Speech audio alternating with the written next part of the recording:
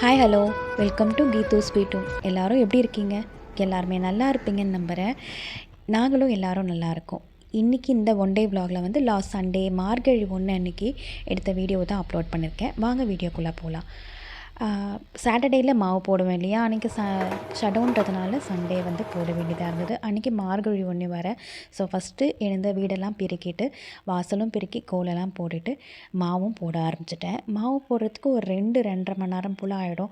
அது உடனே போட முடியாது இல்லையா, தனித்தனியாக கொஞ்சம் நேரம் கேப் விட்டு தான் போடணும். இல்லைன்னா வந்து கிரைண்டரும் சூடாகிடும். ஃபஸ்ட்டு வந்து இட்லிக்கு அரிசியை மட்டும் நைட்டே ஊற வச்சுருவேன். ஸோ அதை போட்டு விட்டுட்டு அதுக்கப்புறமா தோசைக்கு உளுந்தும் அரிசியும் சேர்த்து அரைச்சி வச்சுருவேன். கொஞ்சம் நேரம் டைம் விட்டுட்டு ஒரு 1/2 hour 1 hour போல் விட்டுட்டு அதுக்கப்புறம் உளுந்து போட்டு எடுத்து மிக்ஸ் பண்ணி பாக்ஸில் போட்டு வச்சுருவேன். நைட் வந்து ஆப்பத்துக்கு அரைச்சி வச்சுருந்தேன். பசங்க வீட்டில் இருக்கும் போது ஏதாவது டிஃப்ரெண்ட்டாக வேணும்னு கேட்பாங்க. சப்பாத்தி, பூரி, ஆப்பம், இடியாப்பம்னு. சரி, இந்த வாரம் வந்து ஆப்பம் பண்ணலான்னு அரைச்சி வச்சுருந்தேன்.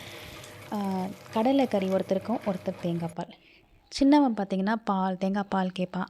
எங்கள் ஹஸ்பண்டும் சரியுமே தேங்காய் பால் கேட்பாங்க. பெரியவனுக்கு காரமாக வேணும், அதனால் அவனுக்கு கடலை கறி பண்ணியாச்சு.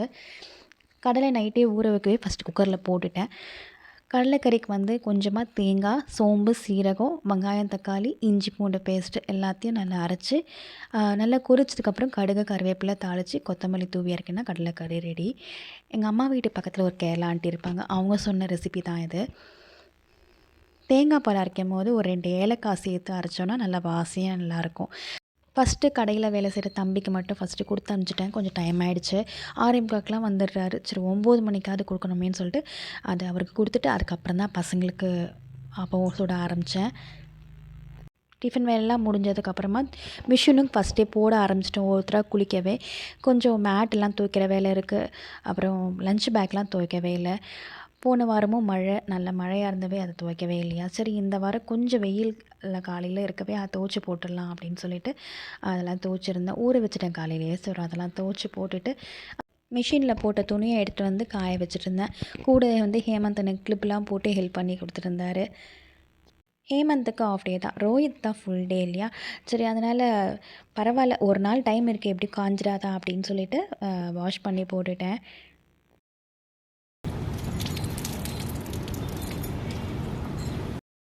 இதெல்லாம் முடிச்சுட்டு தான் நான் டிஃபன் சாப்பிடவே உட்காந்தேன். மணி 10:30 மணி போல் ஆகிடுச்சு. கடைசியில் எனக்கு தேங்காய் பால் கொஞ்சம் தான் இருந்தது. பசங்க எல்லாம் காலி பண்ணிட்டாங்க. மாவும் அதுக்குள்ளவே முடிஞ்சிடவே எல்லாத்தையும் எடுத்து ஒரு பக்கெட்டில் போட்டு தான் கலந்துப்பேன்.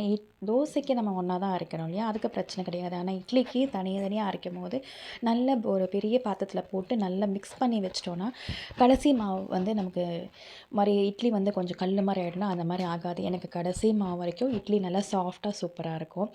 மாவு போடுற அன்றைக்கி ஜஸ்ட்டு ஃப்ரிட்ஜை எப்போவுமே துடைச்சி விட்ருவேன். ஒரு வாரத்துக்கு ஒரு வாட்டி அதை சும்மாவாரி ஈர துணியை வச்சு துடைச்சிடுவேன். மாதத்துக்கு ஒரு வாட்டி தான் அதை ஃபுல்லாகவே எடுத்து க்ளீன் பண்ணுறது. ஏடு எடுத்து வைக்கிற பாக்ஸும் ஃபுல்லாகிடுச்சு. சரி, கையோடு நம்ம க்ளீன் பண்ணமோ இதையும் மிக்ஸி ஜாரில் போட்டு அரைச்சிட்டோன்னா வேறு வேலை முடியுமே அப்படின்னு சொல்லிட்டு ஃப்ரீசரில் தான் போட்டு வைப்பேன். டெய்லியுமே ஏடு எடுத்து கொஞ்சம் தயிர் போட்டு காலையில் எடுத்து வச்சுட்டேன் வெளியில். ஸோ அப்போ எடுத்ததுக்கப்புறமா இப்போ ஒரு 1/2 hour கழிச்சு நம்ம சாதாரண தண்ணி இருக்கு இல்லையா, நம்ம யூஸ் பண்ணுறோம் அந்த சில் வாட்டர் ஊற்றி நம்ம பிளெண்ட் பண்ணோன்னா ஒரு 10 நிமிஷத்தில் வெண்ணெய் ரெடி ஆகிடும். அதை முடிச்சுட்டு கவுண்டர் டாப் க்ளீனிங் வந்துட்டேன். கவுண்டர் டாப்புக்குன்னு தனியாக க்ளீன் பண்ணோன்னு நினச்சா அது வேலைக்காகவே ஆகாது. இப்படி நம்ம மாவு போடுற அன்றைக்கின்னு வச்சுட்டோன்னா கரெக்டாக இருக்கும். ஏதாவது ஒரு மாவுலாம் போட்டோன்னா கண்டிப்பாக மேலே ஸ்ப்ரெட் ஆகுமா. ஸோ இதை வச்சு சாக வச்சு துடைக்க ஆரம்பித்தோன்னா எல்லா வேலையுமே நம்ம செஞ்சுருவோம். அதனால தான் அந்த மாதிரி நான் வச்சுக்கிறது. தனியாக ஒரு நாள் க்ளீன் பண்ணலான்னு நினச்சோன்னா நடக்கவே நடக்காது. எப்படியும் கிரைண்டர் வந்து மாவு போடும்போது துடைப்போம். அதே போல் மிக்ஸி ஜாரில் நான் வெண்ணெய் போடும்போது மேலெல்லாம் பட்டிருக்குமா, அதுவும் துடைப்போம். அப்படியே கையோடு நம்ம கவுண்டர் டாப் க்ளீன் பண்ணிட்டோன்னு வச்சுக்கோங்களேன், ஒரு திருப்தி. அதுவும் க்ளீனாகவும் ஆகிடும். ஒரு 20 நிமிஷம் போல் ஆகுமா, அவ்வளோதான். ஆனால் அந்த டைமை நம்ம வேஸ்ட் பண்ணாமல் க்ளீன் பண்ணிட்டோன்னா டென்ஷன் இல்லாமல் வேலை செய்யலாம். கிச்சனுக்குள்ளே வரும்போது அதை ஃபுல்லாக பார்க்கவே க்ளீனாக இருந்துச்சுன்னா தான் நமக்கு வேலை செய்யவே தோணும் இல்லையா. அதனால் ஃபஸ்ட்டு அதெல்லாம் க்ளீன் பண்ணி முடிச்சுட்டு அதுக்கப்புறம் குளிச்சுட்டு வந்து தான் சமையலுக்கு வந்தேன். இன்றைக்கி ஒரு சிம்பிள் சமையல் தான். ஹஸ்பண்டோட மாமா போன வாரம் இறந்துட்டாங்க, அத்தை பையன். ஸோ இன்றைக்கி காரியன்றதுனால ஹஸ்பண்டும் மாமியாரும் போயிட்டாங்க. நாங்கள் 3 பேர் தான். அதனால் சிம்பிளாக ஒரு தக்காளி ரசமும் நெல்லிக்காய் பக்கத்து வீட்டிலேருந்து ஹேமந்த் நைட் மேலேருந்து பறிச்சிட்டு வந்தான், சின்ன நெல்லிக்காய். ஸோ அது துவையல் அரைச்சிக்கலாம் அப்படின்னு தேங்காய், நம்ம உளுத்தம்பருப்பு, கடலைப்பருப்பு, காஞ்ச மிளகாலாம் வறுத்துட்டு அரைப்போம்ல, அதே மாதிரி தான் வறுத்துட்டு இந்த நெல்லிக்காவையும் போட்டு வதக்கிட்டு கொஞ்சமாக புளி வச்சு அரைச்சாச்சு. எனக்கு, ரோஹித், ஹேமந்த் 3 பேருக்குமே தக்காளி ரசம்னா ரொம்ப பிடிக்கும். எங்கள் மாமியாருக்கு பருப்பு ரசம் தான் பிடிக்குமா, அதனால நான் டெய்லியும் அந்த ரசம் தான் வைப்போம். சரி, இந்த மாதிரி அவங்க இன்றைக்கி சாப்பிட மாட்டாங்க இல்லையா, அதனால் நாங்கள் தக்காளி ரசம் வச்சுட்டு அரிசி வத்தலாம் போட்டு வச்சுருந்தேன், அதையும் வறுத்து இன்றைக்கி லஞ்சு முடிச்சாச்சு. கையோட பாத்திரத்தெல்லாம் விளக்கி வச்சுட்டேன். பசங்க பார்த்துட்டு அம்மா நிறைய வேலை செய்கிறாங்கன்னு சொல்லிட்டு அவங்கவுங்க சாப்பிட்டதுக்கப்புறம் கொஞ்சம் எல்லாம் பெருக்கி தொடச்சி விட்டுட்டாங்க அந்த இடத்த. ஒருத்தர் பெருக்கினாரு, ஒருத்தர் மாப் போட்டார். இதெல்லாம் என்றைக்காவது ஒரு நாள் அதிசயமாக நடக்கும். கொஞ்ச நேரம் ரெஸ்ட் எடுத்துட்டேன். அதுக்கப்புறம் ஹஸ்பண்ட் வந்து 3:30 மணிக்கு போல் கிளம்பிடுவாங்க. இன்றைக்கி சண்டேன்றதுனால சீக்கிரமாகவே கிளம்பிடுவாங்க. சரி, பாலை காய்ச்சி காஃபி போட்டு குடிச்சிட்டோம். எங்கள் வீட்டில் ஒரே ஒரு பழக்கம் என்னென்னா, 2 வேளையுமே காஃபி மட்டும் 2 பேரும் ஒன்றா தான் குடிப்போம். நானும் அவரை மிஸ் பண்ண மாட்டேன், என்னையும் அவர் மிஸ் பண்ண மாட்டார். நான் அவர் வெளியில் போயிருந்தாலும் சரி வெயிட் பண்ணி குடிப்பேன். நான் எங்கேயாவது வேலையாக இருந்தாலும் அவர் எனக்காக வெயிட் பண்ணி குடிப்பார். அது மட்டும் ஃபாலோ பண்ணிகிட்ருக்கோம். இன்றைக்கி இருக்கிற பிஸியான உலகத்தில் இப்படி ஒரு சின்ன சின்ன விஷயங்கள் நம்ம ஃபாலோ பண்ணாலே போதும், சூப்பரான ஒரு அண்டர்ஸ்டாண்டிங்கான லைஃப் கிடைக்கும். நீங்களும் ட்ரை பண்ணி பாருங்களேன். திருப்பவும் ஒர்க்கு ஸ்டார்ட் ஆகிடுச்சு. இந்த கவுண்டர் டாப்பில் இந்த ஆயில் கேன்லாம் வந்து வைக்கிற ட்ரே வந்து வாஷ் பண்ணியிருந்தேன் இல்லையா, சரி அதை வந்து காஞ்சிடுச்சு, அதை அரேஞ்ச் பண்ணி வச்சிடலான்னு பசங்க ஹேமந்தோட ஆர்ட்ஸ் அண்ட் கிராஃப்ட் அந்த பவுச்சை தான் கட் பண்ணி போட்டிருக்கேன் நான். இதுக்குன்னு செல்ஃப் லைனர்லாம் எதுவுமே வாங்கலை. அதுக்கு மேலே டிஷ்யூ பேப்பர் போட்டுட்டேன், அப்போ தான் ஆயில் கேன் வைக்கும் போது நமக்கு பிசு பிசு பார்க்காதுன்னு அதை ஃபஸ்ட்டு தொடச்சிட்டேன் லைட்டாக. அந்த டிஷ்யூ பேப்பர் வச்சே தொடச்சிட்டு கடைசியில் இருக்கிற அந்த பாட்டிலில் வந்து நல்லெண்ணெய் வச்சுருப்பேன். 2 பாட்டிலில் வந்து கடலெண்ணெய் வச்சுருப்பேன்.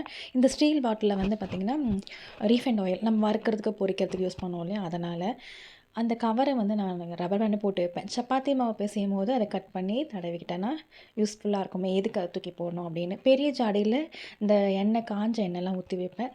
தோசை சின்ன ஜாடியில் வந்து தோசைக்கெல்லாம் ஊற்றுறதுக்காக எண்ணெய் வச்சுருப்பேன், அவ்வளோதான். அதுக்கப்புறம் பெருங்காய டப்பா, அப்புறம் ஆப்ப சோடா மாவு, சுக்கு, அப்புறம் நெய் டப்பா அதெல்லாம் தான் இருக்கும். ஒரு கப்பில் வந்து இந்த விசில்லாம் போட்டு வச்சுருப்பேன். மொத்தமாக கவுண்டர் டாப்பெல்லாம் ஃபுல்லாக க்ளீன் ஆகிடுச்சு. சோம்பு தூள்லாம் வச்சுருந்தேன் ஒரு பாட்டிலில், அது இன்னும் பூச்சி வந்துடுச்சு. சரி, மாடியில் அதை போய் காய வச்சுருந்தேன், அதை எடுத்து ஜெலிச்சு பாட்டிலில் போட்டு வச்சாச்சு. நேற்று காய போட்டதெல்லாம் துணி கொஞ்சம் காஞ்சிடுச்சு, அதெல்லாம் மடித்து வச்சுட்டேன். இன்றைக்கி போட்டதெல்லாம் கொஞ்சம் மழை வரவே நனைஞ்சிடுச்சு. சரி, அதெல்லாம் அந்த ஸ்டாண்டில் போட்டு காய வச்சுட்டேன். நைட்டு டின்னருக்கு வந்து காலையில் ஆப்ப மாவு இருந்தது கொஞ்சம், அதோட கோதுமை மாவு போட்டு கரைச்சி வச்சுட்டேன். நான் கொஞ்சம் சீக்கிரமாகவே கிளம்பிடுவேன். மாமியார் கிட்டே சொல்லிட்டேன், அவங்க உப்புலாம் போட்டு தயிர் ஊற்றி வச்சுட்டேன், அவங்க கலந்து தோசை ஊற்றிப்பாங்க. சண்டேன்றதுனால கொஞ்சம் சீக்கிரமாகவே கிளம்பணும். கொஞ்சம் பூண்டு உரிக்கிற வேலை இருந்தது, அதெல்லாம் முடிச்சுட்டு நான் ஹஸ்பண்டுக்கும் தோசை எனக்கும் ஊற்றி எடுத்துகிட்டு போயிட்டேன். அதோடு நான் வந்து நைட்டு 11 மணிக்கு தான் வருவேன். 10:30 11 மணி ஆகிடும். சண்டேயில் 10:30 மணிக்கு க்ளோஸ் பண்ணணும்னு நினைப்போம், ஆனால் 11 மணி ஆகிடும். இந்த வீடியோ உங்களுக்கு பிடிச்சிருந்தா மறக்காமல் சேனலை சப்ஸ்கிரைப் பண்ணுங்கள். வேறு ஒரு நல்ல விலாகில் உங்களை திரும்பவும் சந்திக்கிறேன். நன்றி, வணக்கம்.